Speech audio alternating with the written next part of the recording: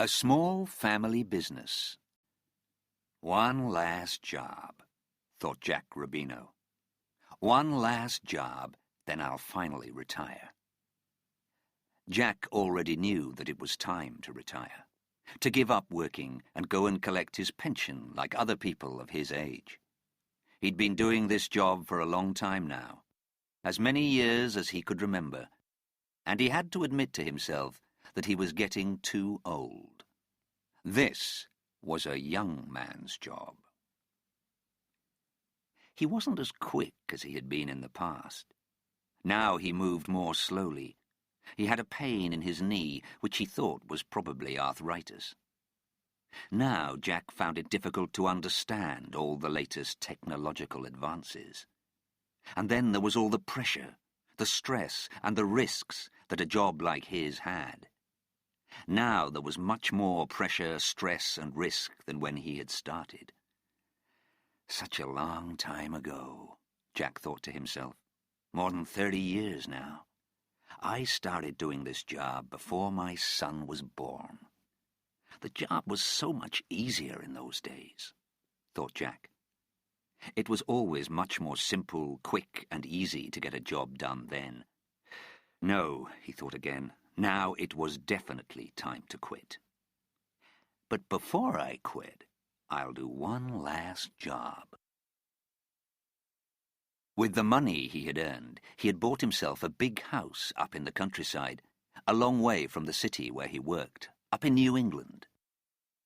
Sometimes he went up there at weekends and spent time in his big country house, enjoying the peace and quiet. He was looking forward to spending his retirement there. The money I make from one last job, thought Jack, will be enough to make it possible for me to drive up to my big house in New England and never have to come back again. Think of that. Even though the risks and the pressure and the stress of his job were so much greater now, Jack had to admit that at least the pay was so much greater too.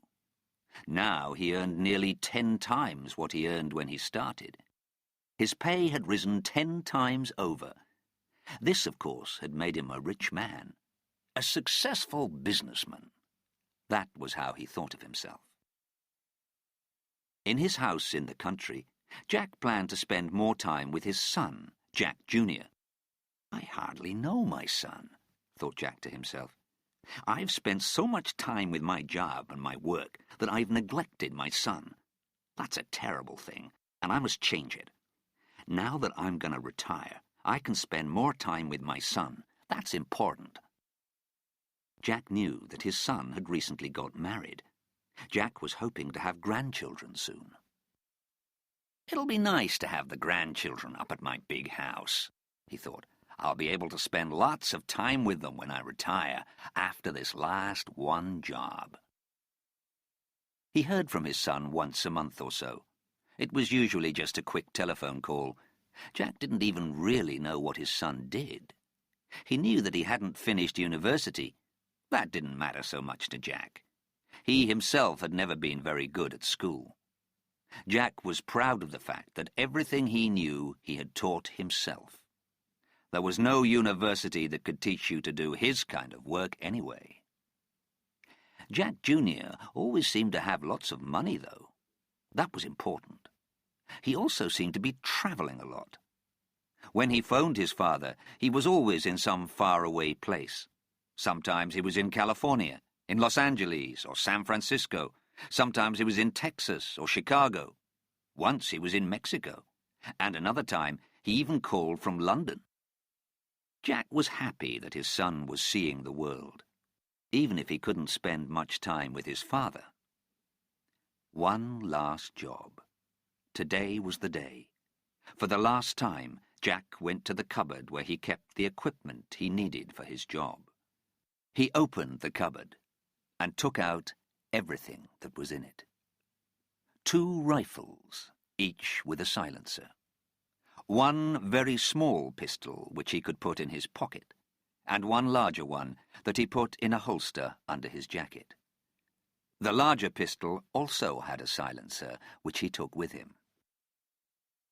He cleaned the pistols and the rifles carefully, loaded them with bullets, then put the rifles in their cases and went outside and put them in the boot of his car. He made sure he had the small pistol in his pocket and that the bigger one was safe in his holster. Safety was very important in his line of work. Then Jack Rubino drove off into the middle of the city to do one last job.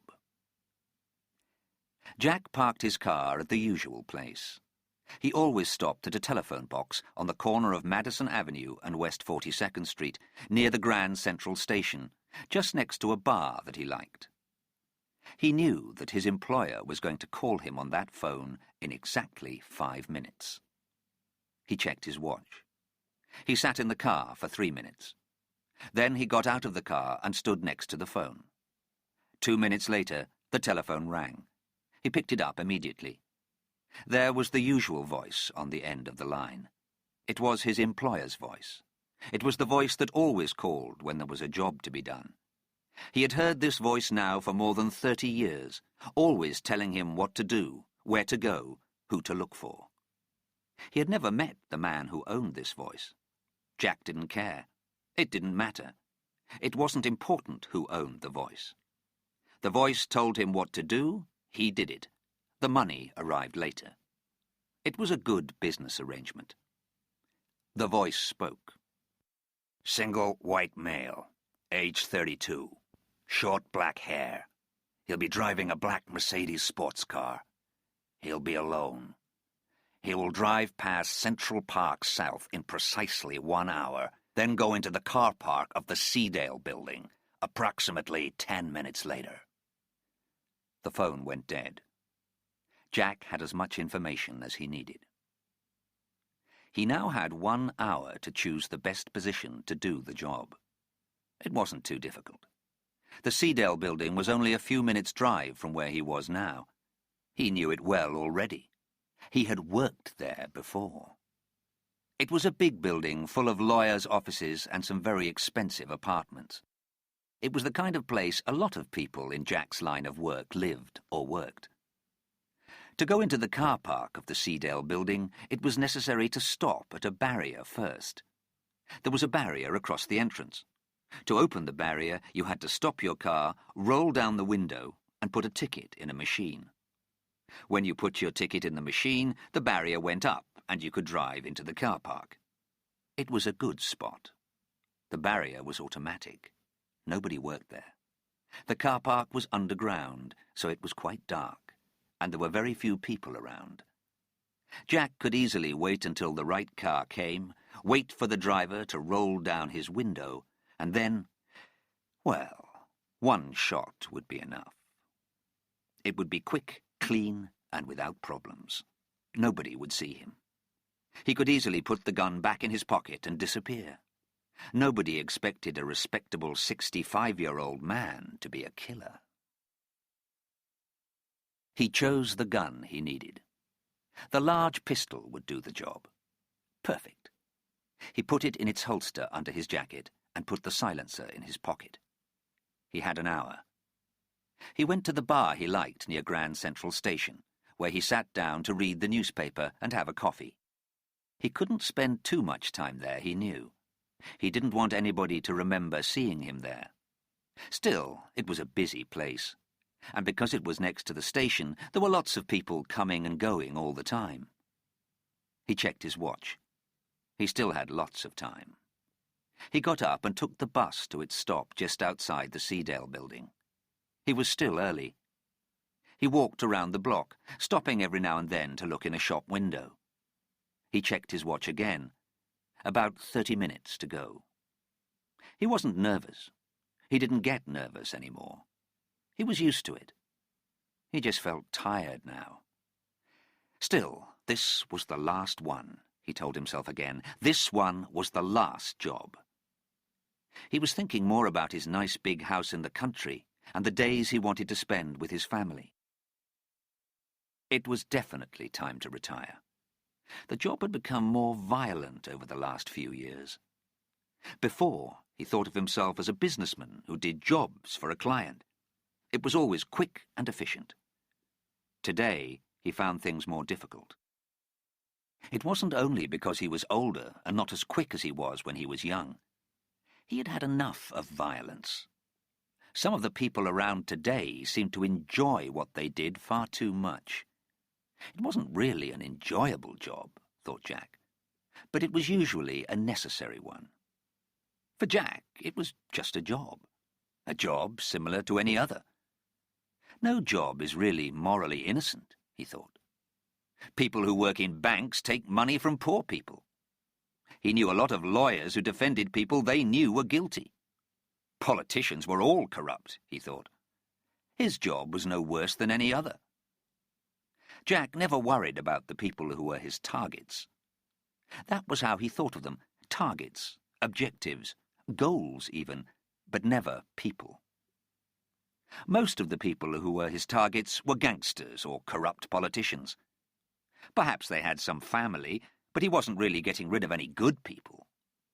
Jack thought that the world was probably a better place without a lot of the people he worked with. He checked his watch again. Only 10 minutes to go now. He decided to take his place. He knew exactly where the entrance to the car park in the Seedale building was. It was on a back street, not one of the main streets, so there were no people around to see him as he walked along the small road which went under the building into the basement car park. 5 minutes to go. He found a good place in a dark corner at the entrance to the car park. From here he could see everyone who was coming into the car park. A couple of cars passed. A red sports car, a big grey 4x4. He was sure nobody could see him. Jack Rubino was a professional, an expert. Then it came. A black Mercedes sports car. Jack touched the pistol in its holster. He was ready. He took one step forward out of the shadows. He put his finger on the trigger. Now. He began to pull the gun out of its holster, but no. Wait! Stop! Stop! This wasn't a single white male. It was a woman. She was blonde. She had a child on the seat behind her.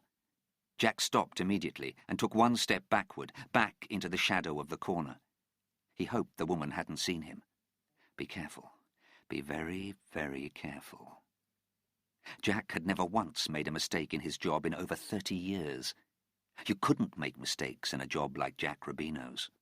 One mistake meant you were finished forever. Jack breathed carefully. He had nearly made a terrible mistake. He was getting too old for this job. He knew it. Still, this was the last one. Next car. Again, a black Mercedes sports car. Here it was. This was the one. Driving the car was a 32-year-old white man. He had short black hair. It was him. And Jack Rubino recognized him. This was his man, his target, his goal, his objective. But Jack Rubino didn't do anything. He looked again at the driver of the car. He held out his gun, but he didn't shoot it. "Hi, Dad," said the man driving the car. Jack Jr. looked surprised to see his father. "What are you doing here?"